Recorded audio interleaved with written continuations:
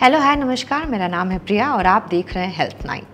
आज हम अपने चैनल पे मुलाकात करेंगे डॉक्टर एल तोमर से, जो कि एक सीनियर ऑर्थोपेडिक सर्जन है। Sir, thank you so much health 9 से बात करने के लिए। सबसे पहली बात, हमारी बॉडी में जो 206 हड्डियाँ होती हैं, ठीक है, उसका ख्याल कैसे रखा जाए? Alka ji, thank you so much for inviting me here. और हड्डियों का ध्यान रखने के लिए सबसे ज़्यादा ज़रूरी तो एक्सरसाइज करना है। और सभी जानते हैं कि कैल्शियम और विटामिन डी पर्याप्त मात्रा में आपके भोजन में या आपका फूड इनटेक में होना चाहिए। तो यही सबसे ज़्यादा ज़रूरी चीज़ है हड्डियों की देखभाल करने के लिए। बिल्कुल सही कहा सर, ये पता तो हम सबको होता है और बहुत सारे लोग कोशिश भी करते हैं कि अपने जो खाना खा रहे हैं या फिर जो सप्लीमेंट्स ले रहे हैं उसे वो कंप्लीट कर लें, लेकिन कहीं ना कहीं कैल्शियम और D3 की कमी रह जाती है।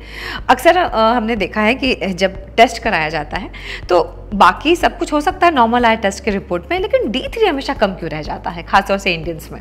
देखिए, इंडियंस की डाइटरी डेफिशिएंसी विटामिन डी का इसलिए कम होती है कि हमारे यहाँ प्रचुर मात्रा में सन है, सूर्य की मात्रा, सन रेज की मात्रा प्रचुर मात्रा में है, लेकिन वो एक्सपोजर स्किन का उतना नहीं होता है। इसलिए विटामिन डी हालांकि स्किन में भी बन जाता है, उसकी फॉर्मेशन हो जाती है, लेकिन बॉडी एक्सपोज नहीं होती है सन में, इसलिए वो नहीं रहती है।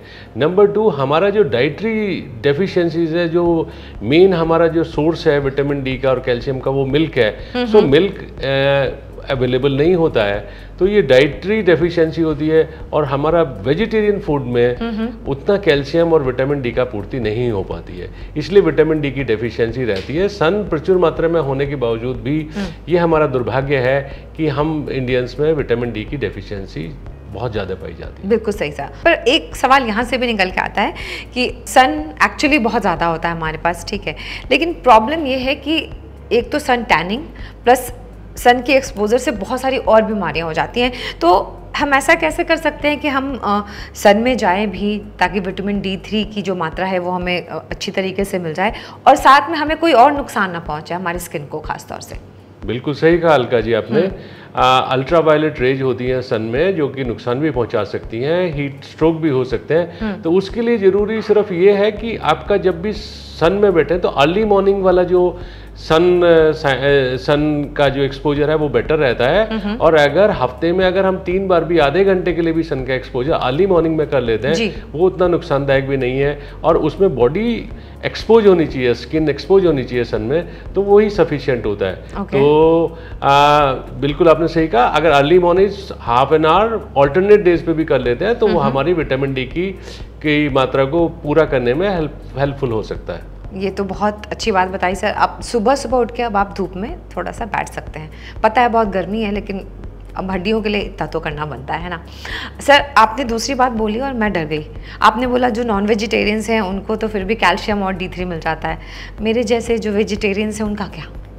बिल्कुल सही कहा आपने। देखिए, जहाँ पे वेजिटेरियन फूड में कैल्शियम और विटामिन डी लेने के लिए बहुत सोच समझ के फूड लेना होता है, तो वेजिटेरियन फूड में या तो milk is the main source of calcium and vitamin D3, लेकिन अगर वो आप नहीं मिल्क क्योंकि मिलता नहीं है या आप नहीं ले पाते हैं किसी भी वजह से, तो अनदर इज एग्स। अगर एग्स भी आप अगर उसे नॉनवेज में मानते हैं, एग्स भी नहीं लेते हैं, eggs is a very good source of protein, calcium, vitamin D3, वो भी नहीं ले पाते हैं, तो सबसे easy and simplest and cheapest sources vitamin D3 tablets.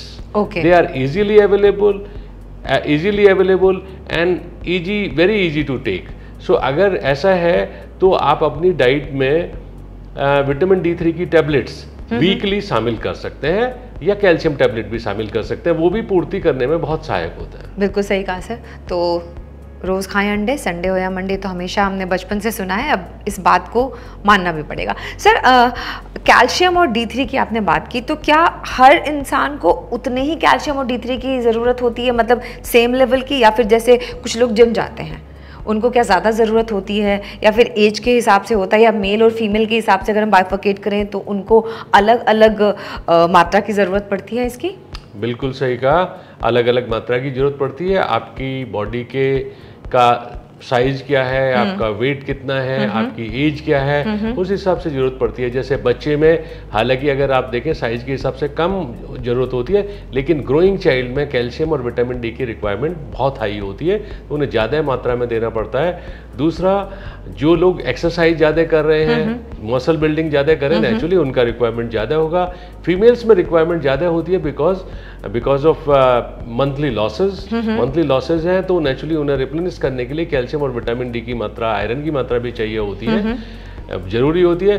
Females में स्पेशल इसलिए प्रॉब्लम होती है कि जब तक मीनोपॉज नहीं होता है तब मंथली लॉसेज होते हैं। जब मीनोपॉज हो जाता है तो because of certain hormonal imbalances again they are prone for calcium weakness, bone dissolve होने लगती हैं, तो उसमें भी विटामिन डी और कैल्शियम और इस तरह का जो मिनरल्स की रिक्वायरमेंट हाई रहती है। बिल्कुल सही कहा सर। सर, मेनोपॉज के बाद खास तौर से किस तरीके के डाइट को फॉलो करना चाहिए, कौन से सप्लीमेंट लेने चाहिए ताकि फीमेल के जो बोन्स हैं वो स्ट्रांग बने रहें?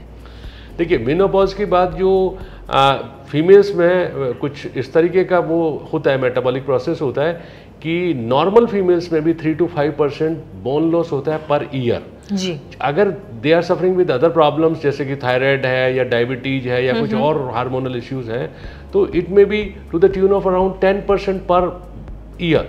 अब you can think about that 10% अगर हो जाता है पर ईयर, तो से इन फ्यू ईयर्स टाइम, या कई बार फीमेल्स में हिस्टेरेक्टमी हो जाती है ना, यूट्रस का ऑपरेशन हो जाता है, यूट्रस का ऑपरेशन होने के बाद भी प्रैक्टिकली मेनोपॉज ही हो जाता है, तो आप समझिए 3 साल तक तो मालूम नहीं होता, लेकिन 3 साल के बाद बॉडी एक शुरू हो जाता है। If somebody is not careful, आप सी 3 इयर्स के बाद में बोन पेन शुरू हो जाते हैं, and if the doctors are not able to identify what is the cause of X and pains, so they may be diverted towards the wrong treatments. Right. So osteoporosis menopause के बाद बहुत ही मतलब common हो जाता है। Common मतलब होता ही है, इट इज ए प्रोसेस जो होना ही है। उसको रोकने के लिए क्या करना है, उसको रोकने के लिए सबसे ज्यादा जरूरी ये है कि आपको आइडेंटिफाई करना है कि किस लेवल का ऑस्टियोपोरोसिस है। That can be done with BMD and various test. Number 2, calcium का मात्रा पूरा होना चाहिए, कम से कम 500 मिलीग्राम्स तो मिनिमम सप्लीमेंट होना चाहिए, मे बी 1 ग्राम ऑल्सो जी। और इसके बाद विटामिन डी आप समझिए कि रेगुलर करने के लिए चाहिए। हाँ, बिल्कुल होना चाहिए, से 60,000 यूनिट्स पर वीक, और मिनिमम अगर सफिशिएंट मात्रा में भी है तब भी मंथली तो मेंटेनेंस के लिए जरूरी होता है। इसके साथ में एक्सरसाइज करना बहुत जरूरी होता है जी। और बाकी अगर कोई डिजीज प्रोसेस है, थायराइड, डायबिटीज, वो उसे कंट्रोल करना, वेट कंट्रोल करना एंड एक्सरसाइज करना, अगर ये सारी चीज करते रहते हैं तो उससे नेचुरली ऑस्टियोपोरोसिस, जो पोस्टमेनोपॉजल ऑस्टियोपोरोसिस को इजीली, आसानी से टैकल किया जा सकता है। Thank you sir, thank you so very much.